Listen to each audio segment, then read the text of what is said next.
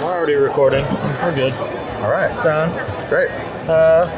Welcome to our very first episode of Tea People on the Coffee People podcast. Yeah, you bet. Thanks. I'm Ryan. Marino. We've already met. But if you wouldn't mind, the only time you have to look at the camera, your name, who you're here with at CoffeeFest. Yeah, I'm Marino Baca. I'm with Rishi Team Botanicals. Worked with them about 9.5 years and do a lot of sales and training and talking about tea for the Midwest region.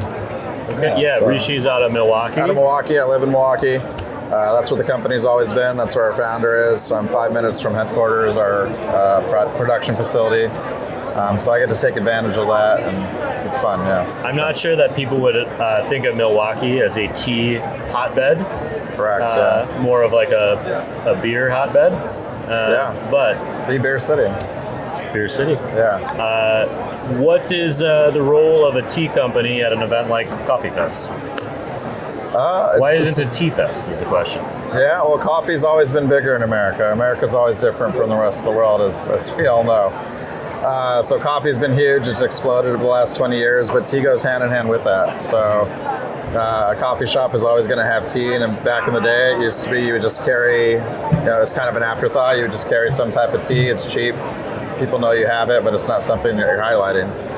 Nowadays, they want to make sure that they're talking about it just like their coffee. So if they're excited to showcase if it's a coffee company that they're bringing in, or if they're a roaster, they want to talk about something that they're passionate about. And now it's the tea. Tea's starting to explode. So learning about where it's from, why it's grown a certain way, why things taste certain ways by how they're processed. A lot of people are getting interested into that, and also it's healthy for you. So that's a big thing. That's a big push in the country right now too. Yeah. Health and wellness, obviously a big industry.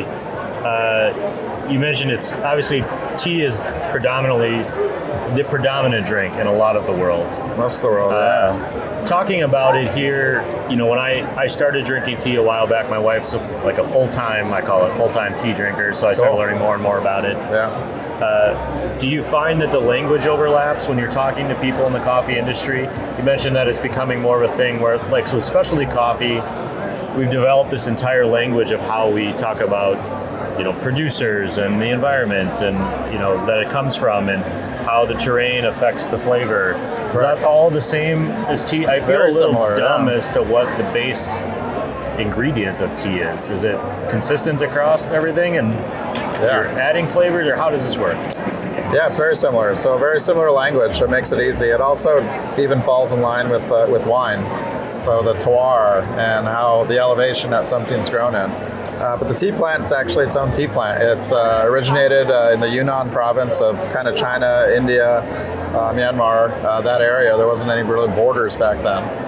The tea plant is called Camellia sinensis. So based off that one tea plant, you can turn that tea after it's picked into a green tea, white tea, black tea, oolong tea, or pu'er based off how it's processed. So when you pick it, you want to cause, you either want oxidation or you don't. So when you pick that leaf, if you want to stop oxidation right away, you do that with some type of heat, either a dry heat or a wet heat. That's going to keep it as a green color, which will be more of a green tea. If you want it to start oxidizing, a lot of times they're going to either sit it out and have some warm air on it on some like bamboo trays to create some slow oxidation, like turn it into a white tea, or they're going to coax the oxidation out of it and be flipping the tea leaves on trays and rolling them, which creates a lot of cracks in them, which then turns them brown and red and changes the whole character of that leaf, and then they add the heat to stop oxidation, which will be more of a black tea. Sure. It all sounds very familiar as to like the processing of coffee as a natural, or leaving it out to dry, or a wet mill, all the different things. And then on top of that, like elevation can create a lot of things too. Like a lot of higher elevation oolongs are going to be a lot more floral because they just don't get as much oxidation, and a lot of lower elevation oolongs are going to be a lot more like pit fruit notes, like dark cherries and chocolates. And so just all that stuff has some implications in how the tea turns out. We're talking here in New York, and you mentioned like coffee being bigger in America. There was a time where tea was bigger, or in probably a long time ago, origin days. Yep. And then as sort of a rebellion, we decided to mix it up a little bit. Yeah. Rishi tea what makes Rishi unique? Why is Rishi a leader in this industry? What is it that people should know about it if they're tuning in as coffee people, maybe learning about your company for the first time? Sure, we're pretty unique. We're the first tea company really to start bringing over like full leaf and from origin teas as a direct importer. We're not buying from one of these big importers that's just getting like really overly processed teas and stuff that's just not put a lot of time into.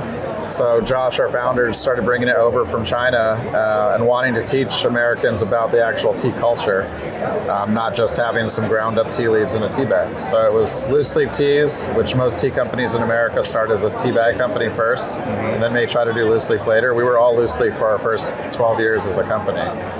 We were getting things certified organic in Europe before America even had a USDA certification for our first 3 years as a company, because Americans just didn't think of tea as being something that needed to have that certification or be clean.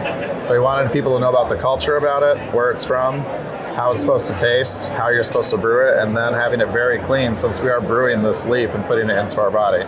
So almost everything we do, about 95% of our products now are certified organic. So everything's very clean, full transparency on the farms that we've been working with, where it's grown, how it's processed after in their plants, how it's transported over to us. And now, over the last 10 years, we've started being real innovative with those teas that we're bringing over. So still honoring the culture and kind of where it's from, but now creating tea concentrates out of it that make things easier for cafes and people at home to make things. Our new botanical powders, our sparkling botanicals that are our first RTD that's brewed with loose leaf teas but no sugars or sweeteners added. And then a lot of recipes that you can use in home and restaurants and bartenders and mixologists can do as well. But just showing the innovative side of tea instead of just focusing on the cultural aspect of it too. Sure. So it's kind of honoring both and showing how you can grow with it. But if you're a tea person and a geek, how we have a lot of things that you can really jump into and start your tea journey that way too. I would ask you how much attention you get at these festivals, but I know that you had a lot of these samples when we started, and now there's basically none left. A handful left, that's it, yeah. Almost nothing. So I stole this one for me. I hope that's all right. Perfect, yeah, of course. Thank you for being here. Anything else that we should know? How can people find Rishi Tea? Where can they find it? Yeah. So many cities, we're going to be in a lot of the great coffee shops and cafes in your area. If you want to have some of the basic stuff like our tea bags at home, those are nationwide in Whole Foods. But if you want to really geek out on everything that's not just on our loose leaf side of things, but our micro lots and super seasonal garden direct stuff, that there's only a handful of bags produced and grown every year, so 100 to 200 bags of those based on the actual tea season. Go to our garden direct line on our website. That'll give you everything that you can't get in any type of store. Which I can vouch for and verify because we just ordered a pound of the turmeric ginger. Turmeric ginger is amazing. And then a little bonus tangerine ginger just to try. Yeah. So we do that before bed every night. All that stuff ships out of Milwaukee too, straight to you. So it's from our factory. You're not getting it from a third party, which is really cool. Yeah. I've been back there and helped them pack bags. I've helped blend stuff when I got to start. So it's like the Willy Wonka of tea, so it's a fun place. Very cool. Well, thank you for being on Coffee People. Yep, I appreciate it. Soon to be called Tea People, I guess. All right, coffee and tea people. Yeah. Cheers. They can coexist. That's right. Yeah. There's no violence here at CoffeeFest. Not at all. We all work and get along together. So yeah. Thanks for doing the show, You man. bet. Yeah, that's perfect. Hopefully that was it.